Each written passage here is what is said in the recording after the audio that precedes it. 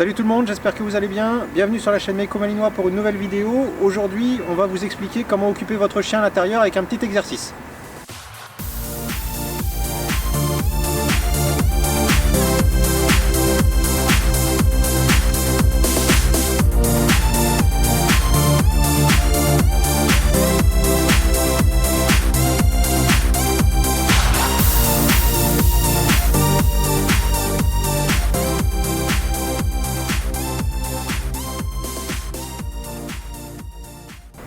Alors pourquoi occuper son chien plutôt à l'intérieur qu'à l'extérieur? L'un ne va pas sans l'autre, évidemment qu'il faut faire les deux et plutôt l'extérieur que l'intérieur, mais quelquefois on va être contraint, donc je vous explique pourquoi, notamment pendant la croissance du chiot. On va éviter de faire de longues balades pour qu'il puisse se développer correctement, on ne va pas courir, on ne va pas faire tout un tas de choses qu'on fera une fois adulte, donc ça peut être intéressant de l'occuper à l'intérieur, de le faire réfléchir pour le dépenser.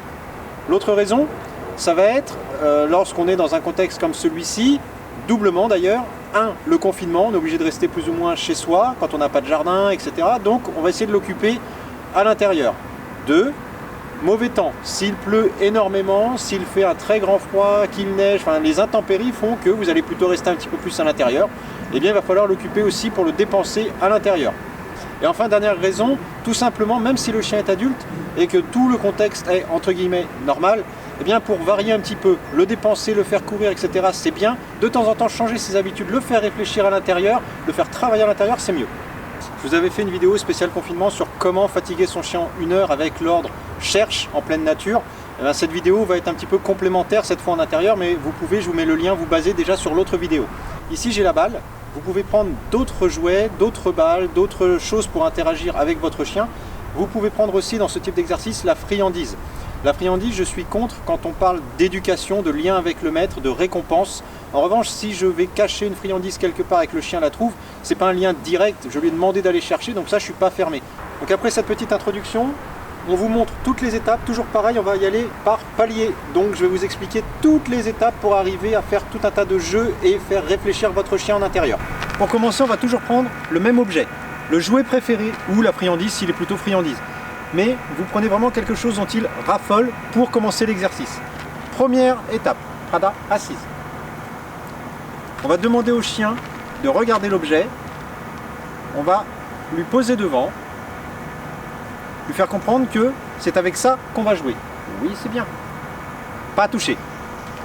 On va lui demander de ne pas y toucher et de le prendre à distance raisonnable et si possible en ayant l'objet dans la main. Ça c'est pour le jouet, pour la friandise au sol. Prada, tu prends? Oui, tu lâches, excellent. Ensuite au sol, ou directement pour la friandise. Prada, on se décale? Ok, assise. Pas toucher. Prends. Oui, tu donnes. Excellent. Ça c'est la première étape. Le chien apprend à prendre l'objet, le rendre. C'est avec ça qu'on joue. Deuxième étape. On va le faire d'un petit peu plus loin. Prada, va dans l'herbe, tout là-bas. Assis. Pas bouger. Je fais la même chose, je pose à peu près au même endroit. Cette fois, je vais remplacer le prend par le cherche pour gagner un petit peu de temps. Cherche. Excellent. Excellent. Donc ça, vous faites ça au milieu d'une pièce, dans votre salon, à distance. Vous changez un petit peu, vous mettez le chien dans un coin de la pièce, vous le mettez un petit peu partout dans l'environnement, mais qu'il ait le visuel sur la balle. On continue de grimper en difficulté, pour l'instant il n'y en a pas vraiment. On va prendre, c'est pour ça que je prends l'exemple du salon, le canapé, par exemple, là aussi. Vous vous mettez derrière le canapé, mais de façon à ce que le chien vous voit vous. Vous montrez la balle, tu vois cette balle, vous le jouez, vous la posez derrière le canapé, le chien étant de l'autre côté ne la voit pas, mais c'est très bien où vous l'avez posée. Et vous dites cherche. Le chien va faire le tour du canapé, prendre la balle. C'est bien, on récompense, on caresse, c'est très bien, tu as trouvé ta balle. Ensuite, on va aller chercher d'autres endroits, c'est-à-dire qu'une fois c'était le canapé, eh bien je vais aller le cacher en visuel ou sans visuel pour le chien, derrière un meuble, sous un meuble, ce que vous voulez après, hein, c'est en fonction de votre pièce, et le chien va s'habituer à aller chercher ailleurs que juste derrière le canapé, alors qu'il était pour le coup conditionné jusqu'ici à un seul endroit. Là, il va chercher à plusieurs endroits, c'est l'étape suivante.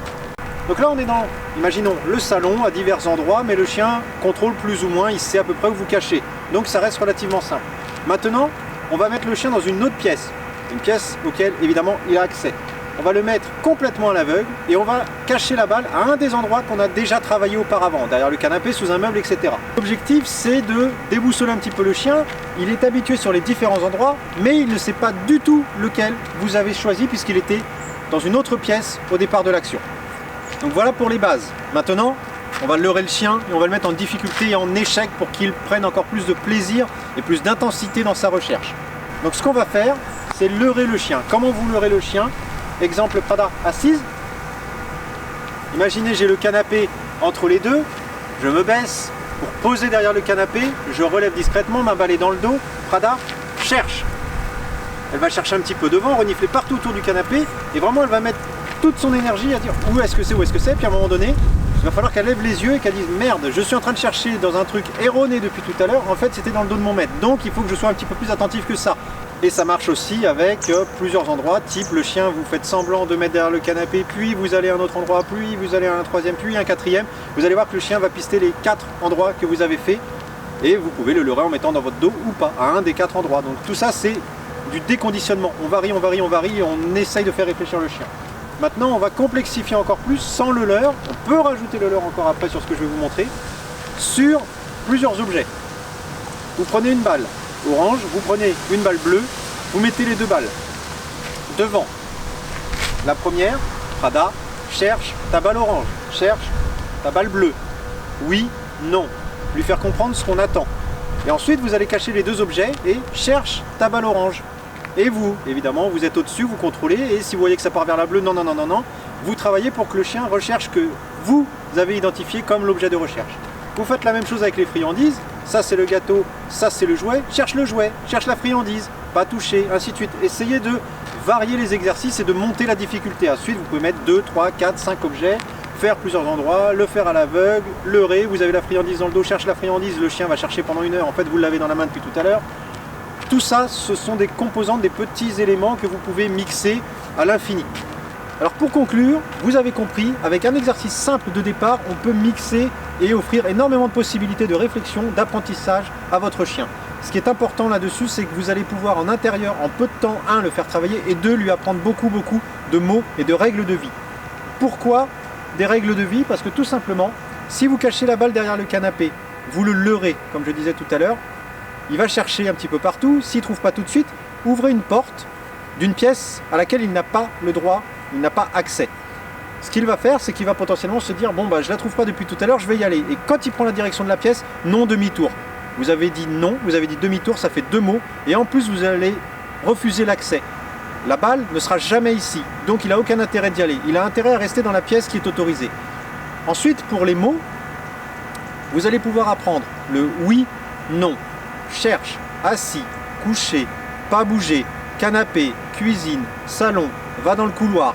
Vous avez la balle, le jouet, les couleurs, la friandise, etc. Vous allez apprendre à ne pas toucher une friandise, mais plutôt aller prendre un jouet, etc. Enfin, vous voyez à partir de ça tout ce que vous pouvez faire. Plein de mots qui vont vous servir à l'extérieur. Tout ce que vous aurez appris et conditionné à l'intérieur, n'oubliez pas de le répéter à l'extérieur pour que le chien comprenne vraiment les mots. Voilà les amis, on a terminé avec cette petite vidéo ludique, d'actualité. J'espère que ça vous a plu. Dites-moi en commentaire si vous avez appris des choses, si vous voulez voir d'autres petites vidéos de ce genre, un peu astuces, où on peut travailler le chien un peu différemment. N'oubliez pas de commenter, de liker, de vous abonner, d'activer la petite clochette évidemment. Vous avez également l'option souscription, je vous mets le lien dans la description de la vidéo. Donc vous pouvez nous rejoindre pour une petite contribution mensuelle à différents niveaux avec du contenu supplémentaire. Ça commence dès ce mois-ci, donc là on va faire un live bonus pour le premier niveau et la vidéo bonus de ce mois-ci, je pense qu'on va partir sur de la marche en laisse. Donc voilà, n'hésitez pas à nous rejoindre, tous les détails sont dans la description.